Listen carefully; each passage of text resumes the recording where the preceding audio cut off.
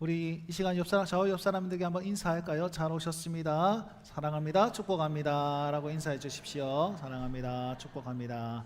고맙습니다. 제가 이렇게 보니까 오후 예배 때 사람들이 점점 많아지는 것 같습니다. 그냥 저의 착각인지 모르겠는데, 아니면 여러분들이 살쪄가지고 그렇게 막 다 보이는지 모르겠는데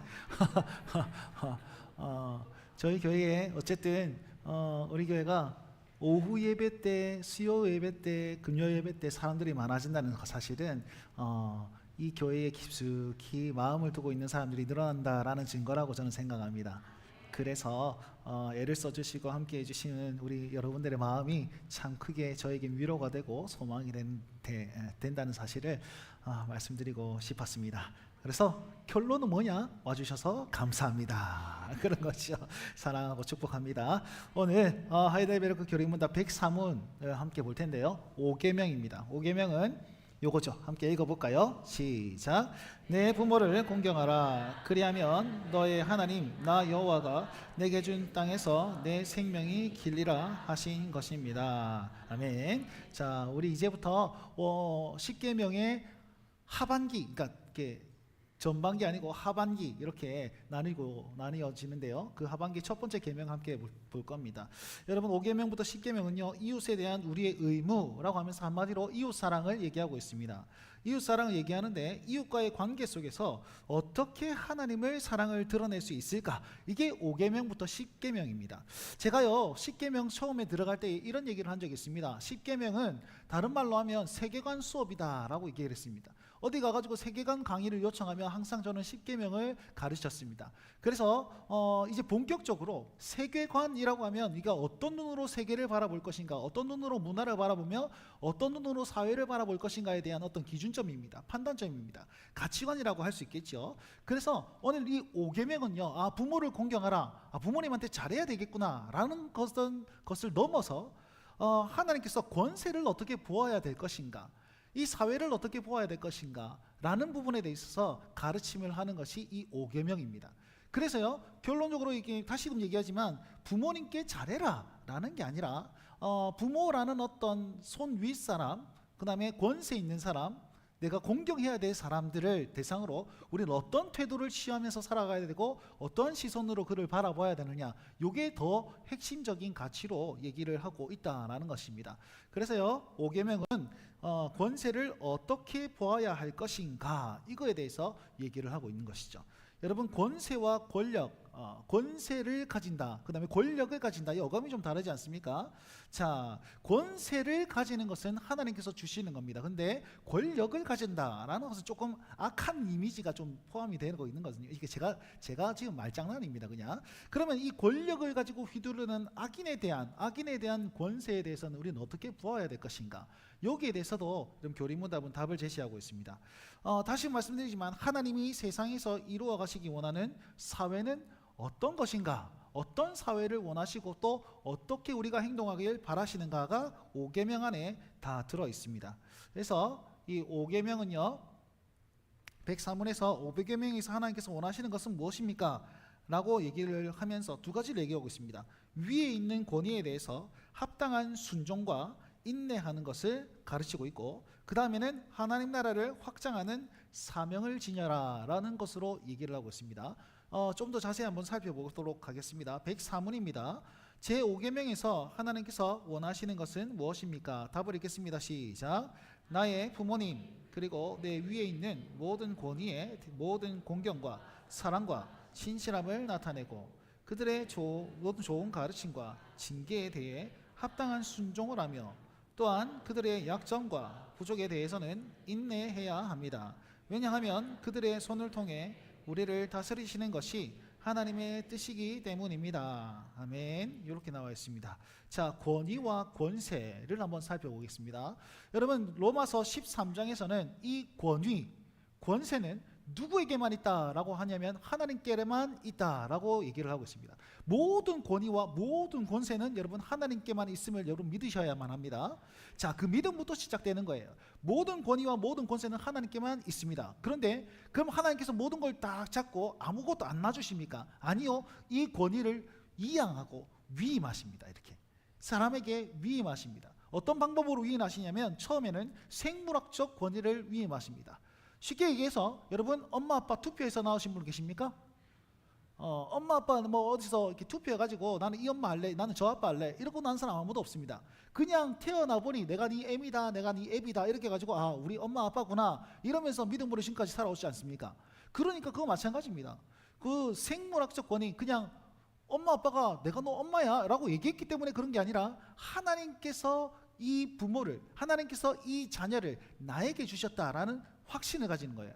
그래서 자녀들은요 하나님께서 그 권위를, 그 권세를 우리 부모님에게 부모님께 주시고 그 부모님을 순종하라고 나에게 나를 자녀로, 그분의 자녀로 이렇게 보내어 주셨구나 라는 믿음이 있어야 된다라는 것이죠. 두 번째는 어떤 권위냐면 사회학적 권위입니다. 소위 말해 투표해서 뽑는 거죠. 여러분 이 대통령을 여러분이 투표해가지고 뽑았습니다. 근데 나는 그 사람 안 찍었는데 이런 게 아니고 그 사람이 되었든 저 사람이 되었든 요 사람이 되었든 간에 하나님께서 뜻이 있으시기에 그분을 세웠다. 여러분 이렇게 믿으셔야 돼요. 기본적으로는. 자, 그래서 부모를 그냥 부모님이라고 얘기하지 않습니다. 답변에 뭐라고 있습니까? 나의 부모님 그리고 내 위에 있는 모든 권위 이렇게 돼 있잖아요. 그래서 여기 있는 내 위에 있는 권위들은 나이 그리고 은사 그리고 직책에 따라서 여러분 아닙니다. 자, 예를 들면 부모다라고 하면 내 부모님만 부모가 아니라 나보다 손 위 사람들 있잖아요. 여기 계시는 분들 어르신들에게 그분도 나의 부모이기 때문에 내가 그분을 공경해야 됩니다. 그래서요 나이가 많은 사람을 공경하는 것이 내 부모를 공경하라 라는 메시지 안에 들어가 있고, 은사는 뭡니까? 소위 말해 교회의 직분을 얘기하는 겁니다. 여러분 나이로 따지면 제가 한참 어린데 우리 어르신들이 아이고 목사님하고 저를 존대해 주지 않습니까? 그 왜 그런 겁니까? 제가 목사이기 때문에, 목사라는 직분을 가졌기 때문에, 그렇기 때문에 하나님께서 세운 사람이라고 인정하는 그런 어떤 권위로 이렇게 저를 존대해 주고 있는 겁니다. 마찬가지입니다. 저는 어르신에게 존대하고 그분은 이렇게 존대하고 이런 거죠. 우리 전도사님들이 나이가 얼마나 작습니까? 그럼에도 불구하고 전도사님이라고 말씀하시는 이유는 하나님께서 세우셨습니다 라는 것을 여러분 바탕으로 존대하고 계신 겁니다. 이렇게 이해하시면 되겠습니다. 직책은 뭡니까? 사장님이죠. 사장님들에게 성경에 보면 계속 얘기합니다. 종들은 상전에게 잘하라 이렇게 얘기하고 있죠. 상전은 종을 아껴라 이렇게 얘기하고 있고, 그렇게 하는 것 마찬가지입니다. 내가 알바를 하든지 뭘 하든지 내 위에 있는 직속 상관에게 여러분 하나님 대하듯이 최선을 다하셔야 합니다. 그래서 이 나이, 은사, 직책이 전부 다 부모 안에 포함이 되어 있는 겁니다. 내 위에 있는 모든 권세에. 그리고 이 나이, 은사, 직책은 가정 안에서 그러해야 되고 교회 안에서 그러해야 되고 국가 안에서도 그러해야 됩니다. 그래서 요 모든 것들은 국가 그러면 국회의원들 뭐 이렇게 정치 지도자들 다 있지 않겠습니까? 그런 사람들은 내가 뽑아 왜 어떻게 하나님께서 세우신 겁니까? 절에 다니는 사람도 하나님께서 뽑으신 겁니까? 뭐 여러 가지 질문들이 있을 수 있겠죠. 여러분 과거에 보시면 구약 성경에 보시면 하나님께서 기름 부으신 분들 중에 선지자 있고 제사장 있고 그다음 누가 있습니까? 왕이 있습니다. 왕. 그 왕이 전부 다 잘했습니까? 악한 왕도 수두룩 빽빽했습니다. 그럼에도 불구하고 뭐라고 합니까? 그 왕은 하나님께서 세우셨다. 다윗의 고백을 기억하세요. 사울이 아무리 미친 짓을 해도 그분은 하나님께서 기울은 부분마다 세운 왕이다 라고 하면서 그분을 손대지 않습니다. 그런 어떤 믿음이 기본적으로 깔려 있어야 되는 것입니다. 이걸 꼭 기억하십시오. 그래서 요 나이, 은사, 직책, 내 부모라고 하는 사람들을 제가 직분자라고 설명을 하도록 하겠습니다. 직분자입니다. 자, 그러면 직분자와 나와의 관계를 한번 생각해 봅시다. 오늘 여기 고린문답 104문에서는요 직분자와 나는 어떻게 행동해야 되는지를 말씀하고 있는데, 직분자에 대한 우리의 태도는 어떠해야 됩니까? 직분자에 대한 우리의 태도, 첫 번째는 공경하라 라고 얘기하고 있죠. 모든 공경과 이렇게 되어 있습니다. 자, 공경이라는 말은 무슨 말입니까? 공경이라는 말은 존경을 담아서 높여드리는, 이걸 공경이라고 하는 겁니다. 그냥 상하 복종, 내가 너 돈 안 주니까 복종해야지 뭐 이런 거 아닙니다. 내가 얻어먹을 걸 없으면 복종 안 해야지 그런 게 아닙니다. 공경을 담은 복종, 이것이 바로 공경을 담은 세워드리는 것, 공경을 담아 세워드리는 것, 존경심이 들어간 어떤 행동이 바로 공경입니다. 그래서 여러분 모든 직분자, 우리 어르신들에게나 부모님들에게나 직분자들에게나, 그리고 뭐 나보다 손 위에 있는 그 사장님, 직책이 높은 사람에게 여러분 존경하는 마음을 가지도록 애를 많이 쓰십시오. 단순한 복종이 아니다라고 설명드리고 싶습니다. 두 번째는 뭡니까? 사랑에 대한 자세로, 사랑으로 대해야 됩니다. 마지막은 신실함을 나타내고 이렇게 되어 있습니다. 신실함은 변함 없는 것이죠. 그냥 잠깐 뭐 보너스 주면은 뭐 공경했다가, 보너스 안 주면은, 퇴근 안 시켜주면은 뭐 공경 안 했다가, 사랑 안 했다가, 이런 게 아닙니다. 우리 부모님들 보시면 정말 이렇게 용돈 많이 주시면 그분을 공경했다가, 이제 연로하시면 이제 가만히 냅두시고 뭐 이런 거 안 됩니다. 어쨌든 상황에 따라서 움직이지 말고, 그분이 나이가 많고 직분이 있고 직책이 높다면 여러분 신실하게 그들을 공경하고 사랑할 수 있도록 애를 많이 쓰셔야 된다라는 겁니다. 그래서 여기 보시면 나의 부모님 그리고 내 위에 있는 모든 권위의 모든 공경과 사랑과 신실함을 나타내야 합니다. 자, 그리고 그들의 모든 좋은 가르침과 징계에 대해서는 합당한 순종을 해라, 이렇게 얘기하고 있는데, 이거는 반대로 직분자가 나에게 어떤 행동을 취해야 합니까? 여러분, 직분자가 다 옳고 다 정당하고 다 의롭고 그렇지 않습니다. 목사라는 직책을 가졌음에도 불구하고 내가 다 옳지 않습니다. 제 말이 다 100% 옳지는 않습니다. 마찬가지로 정치 지도자들의 말이 다 옳지 않습니다. 우리 다 받아들여야 됩니까? 다 공경해야 됩니까? 지속적으로 순종해야 됩니까? 그거 아니라는 것입니다. 뭐라고 얘기합니까? 여기는 좋은 가르침과 옳지 않은 가르침은 아니라는 뜻입니다. 그 다음에 징계에 대해서 여러분들은 순종할 필요가 있습니다. 옳은 가르침과 그 다음에 옳은 징계에 있어서는 여러분들은 반드시 순종할 수 있는 자세가 있어야 됩니다. 그리고 아까 말씀드린 대로 직분자도 한계가 있습니다. 그렇죠? 약점이 있고 뭐 부족한 부분이 있습니다. 실수가 있고 실패가 있을 것입니다. 그런 약점과 부족에는 어떻게 하라고 얘기하고 있습니까? 또한 그들의 약점과 부족에 대해서는 인내해야 합니다, 이렇게 얘기하고 있습니다. 부족하다면 여러분 기도하시면서 기다려줄 수 있는 그것이 필요합니다. 그리고 잘 지도할 수 있는 방법도 있겠죠. 여러분 그런 부분으로 이거 순종과 인내가 직분자에 대해서 우리가 해야 될 또 다른 자세이고, 직분자들은 어떻게 해야 됩니까? 이에 따라서 합당한 태도를 지닐 수 있도록 노력해야 됩니다. 자, 여기에 많은 직분이 있을 것입니다. 권사님도 계시고 집사님도 계시고 장로님 계시고 목사도 있습니다. 그리고 교육자들 다 있습니다. 우리가 해야 되는 건 뭡니까? 합당한 태도를 가지기 위해서 우리 스스로를 계속 갈고 닦고 채찍질하고 이렇게 세워가야 되는 것입니다. 그러니 여기 계신 직분자분들 이걸 꼭 기억해 주십시오. 우리가요 약점이 있고 부족한 부분이 있습니다. 우리가 다 맞지 않습니다. 그렇다면 그걸 인정할 수 있어야 되는데 내가 다 맞다, 그럼 큰일 납니다. 큰일 납니다. 제가 만약에 그런 얘기하면 뭐라고 조언하라 했습니까? 목사님 좀 주무세요, 이렇게 얘기하시면 됩니다. 헛소리 좀 그만하시고 좀 피곤하신가 봅니다, 이렇게 얘기하시면 됩니다. 형제 자매들에게, 청년들에게 너희들이 헤어져라, 너희들이 결혼해 이라면 뭐라고요? 절대로 듣지 말라 그랬습니다. 똥눈이라고. 근데 그런 어떤 부분도 있습니다. 왜냐하면 사람은 다 연약합니다. 그렇기 때문에 여러분 그 사람에 대해서 우리가 합당한 태도를 가지기 위해서 최선을 다해서 우리를 갈고 닦아야 되고, 또한 우리 온 성도들은 부모와 나라와 그 다음에 이 교회 안에서 순종과 인내의 자세를 할 수 있도록 여러분 꼭 겸비해 주시길 부탁드리겠습니다. 그리고 그렇게 해야 되는 이유를 이렇게 설명하고 있죠. 또한 그들의 약점과 부족에 대해서는 인내해야 됩니다. 왜냐하면 그들의 손을 통해서 우리를 다스리시는 것이 하나님의 뜻이기 때문입니다, 이렇게 나와 있습니다. 여러분 하나님께서는 어떻게 역사하시느냐? 사람을 통해 역사하십니다. 아까 말씀드린 대로 자기의 권위를 직분자에게 위임하십니다. 위임하시고 직분자를 통해서 우리에게 말씀하십니다. 그 말씀은 곧 하나님께서 우리에게 하시는 말씀이 되는 겁니다. 그래서 그런 모든 것 가운데, 이런 관계 가운데 하나님의 뜻이 이루어지기 때문에 우리는 뭐 해야 됩니까? 순종하고 인내하셔야 됩니다. 순종하고 인내하셔야 됩니다.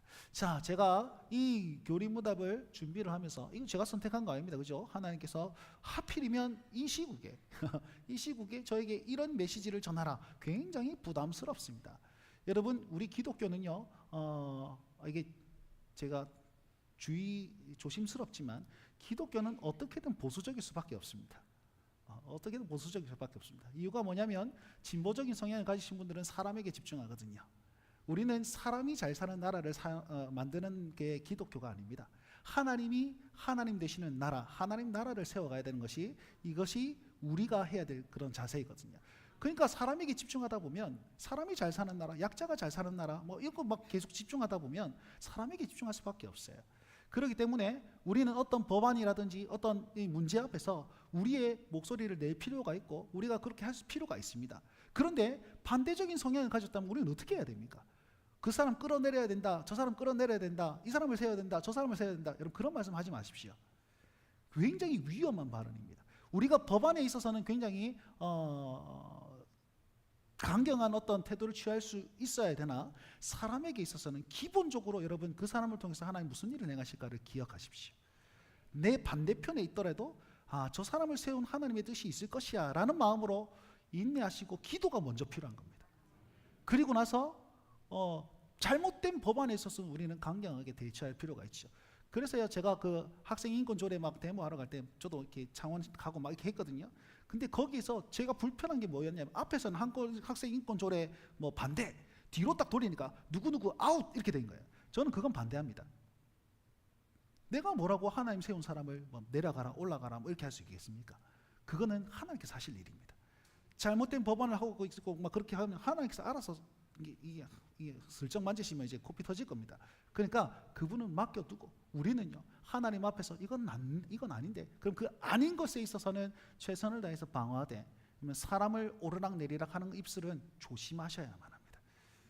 그것이 제가 공부하고 제가 십계명을 연구한 저의 신앙입니다. 그리고 이 교리문답이 말하는 신앙입니다. 그러니까 여러분 이 점을 기억하셔서 우리는 먼저 뭐 해야 됩니까? 인내하며 기도하셔야 됩니다. 하나님 의지하는 기도가 제일 필요합니다. 그래서 제가 이 칼럼에 오늘 기도를 좀 부탁하는 어떤 것을 써놨습니다. 굉장히 소극적으로 썼습니다. 적극적으로 쓰지 않았습니다. 왜냐하면 조심스럽기 때문이죠. 내가 맞는지 안 맞는지 저도 확실하게 모르기 때문에. 그런데 결국은 무엇이냐? 결국은 우리는 기도하는 자세를 취해야 한다는 것입니다. 그래서 제가 청년 사역을 할 때 여러분 정치적 성향이 딱 보면 우리나라가 굉장히 뭐 탄핵을 많이 했지 않겠습니까? 노란색 있을 때도 탄핵하지 말라 그러고 저 빨간색 있을 때도 탄핵하지 말라 그러고 저는 항상 탄핵 반대 편에 서가지고 가르치고 여기까지 왔습니다. 그러니 우리 마찬가지로 하나님을 먼저 믿는 사람들은요 내 생각보다 하나님께서 어떤 일을 행하시는지 여러분 기대하시면서 요 얘기를 좀 기억하시면서 부모를 공경하는 내 위에 있는 권세에 대해 여러분 순종할 수 있는 어떤 부분들을 먼저 겸비하시고 그렇게 기도하실 수 있는 우리 성도들 되셨으면 좋겠습니다. 자, 성경을 한번 알아봅시다. 그러면 자, 내 부모를 공경하라. 그리하면 너의 하나님 여호와가 내게 준 땅에서 내 생명이 길리라. 출애굽기 20장 12절 말씀입니다. 자, 부모 공격에게 뭐라고 얘기하고 있습니까? 부모를 공경하면 장수하는 복을 얻을 거다 이렇게 얘기한단 말이에요. 장수하는 복을 얻을 거다. 자, 여기서 여호와 하나님 여호와께 너의 하나님 나 여호와가 이렇게 돼 있잖아요. 자, 이 출애굽기에 있어서 너의 하나님 여호와다 이러면 그 사람들은 뭘 먼저 생각했을까요? 출애굽을 이루신 구원의 하나님이구나. 구원자이시구나. 내게 준 땅에서 이러면 제일 첫 번째로는 뭘 생각해야 됩니까? 가나안 땅입니다. 가나안 땅, 약속의 땅에서 생명이 내 개인의 생명이 아니라 이스라엘 백성의 생명을 얘기하는 겁니다. 그리고 길리라. 오래 사는 것이구나. 라는 것인데 오래 사는 것이 중요한 거 아니라 전쟁과 포로와 기근이 없는 그런 평강의 나라, 평강의 삶을 약속하셨다. 이렇게 얘기하고 있습니다. 이걸 우리식으로 받아들이면 어떻게 받아들이냐면 너의 하나님 여호와가 언약의 하나님께서 약속의 하나님께서 언약 백성의 땅에서 그리고 생명 언약 백성들의 삶을 길리라 든든히 세우시리라 이렇게 얘기하고 있습니다. 자, 다시요. 언약의 하나님께서 그 구원하신 너희를 내가 너의 하나님이 되겠다라고 하면서 말씀하신 그 언약의 하나님이 언약의 땅에서 약속의 땅에서 언약 백성의 삶을 길리라 든든하게 세울 것이다. 이런 내용을 다 포함하고 있는 겁니다. 결국 무슨 말이냐면 약속의 하나님께서 이렇게 약속하셨으니까 지금 이 시대에도 이 하나님의 약속은 건재하다는 겁니다. 그러니까 더 쉽게 얘기하면 내 부모를 공경하라. 그러면 네가 장수하리라. 언제까지 살아야지 장수입니까? 100살 넘어가면 장수입니까? 120살까지 살아야 장수입니까? 아니면 병 걸려가지고 120살까지 살면 뭐합니까? 그런 걸 의미하는 것이 아니란 겁니다. 이 언약 백성의 삶이 계속 이어갈 수 있도록 해주신다라는 것이 이 복의 핵심이라는 것이죠. 결국 무슨 말이냐면 부모라는 직분자가 다음 세대에게 자녀들이 부모라는 직분자를 잘 섬겨가지고 그에 대해서 하나님의 말씀을 듣고 하나님의 말씀을 배웁니다. 그러면 하나님의 뜻이 부모에게서 다음 세대로 전수가 되죠. 전수가 됨으로 말미암아서 하나님 나라가 이렇게 확장되고 있습니다. 이걸 가리켜서 얘기하는 거예요. 이걸 가리켜서. 결국 무슨 말입니까? 우리가 부모를 잘 공경하면, 우리가 직분자를 잘 섬기면 자녀들이 그 모습을 보고 여기에 이 언약 백성의 땅에서, 언약의 땅에서, 여기에서 자녀들이 우리의 모습을 보고 잘 신앙을 배워나가고, 그 신앙을 배워나가고 또 자라가서 부모가 되고, 그 부모가 또 자녀가 되고, 그러면 그 언약이 계속적으로 이어져 갈 수 있다라는 것이죠. 이게 길리라. 이해되세요? 그러니까 여기서 복음이 계속적으로 흘러갈 수 있는 하나님의 복이 여기 부모 공경을 통해서 이루어지리라 라고 우리에게 가르쳐주고 있는 겁니다.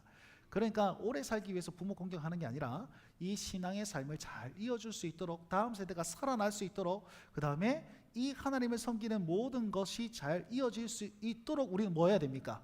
부모님을 공경해야 됩니다. 직분자와 나이 많은 사람과 직책이 높은 사람을 우리는 공경해야 합니다. 그 공경함으로 말미암아 삶으로 보여주는 복음의 확장을 우리는 보여줄 수 있다라고 얘기하는 것이죠. 결론적으로 이 땅에서 오랫동안 잘 사는 길, 그 다음에 이 땅에서 오랫동안 추구해야 하는 일 무엇입니까? 바로 부모 공경이다라고 얘기하고 있습니다. 합당하게 순종하고 인내하며 기도하며, 또 직분자들은 합당한 태도를 가지기 위해서 노력하는 그 모든 쌍방의 과정 가운데 하나님의 뜻이 이루어질 것이다 라고 여러분 확신하셔야 돼요. 그 하나님의 뜻이 기본이 되어서 이 모든 것이 이루어질 때 그것이 하나님의 나라가 되고 하나님의 온전한 뜻이 나타나게 될 줄 여러분 믿으시면서 우리 삶의 행동의 태도를 그렇게 해 주시면 좋겠습니다.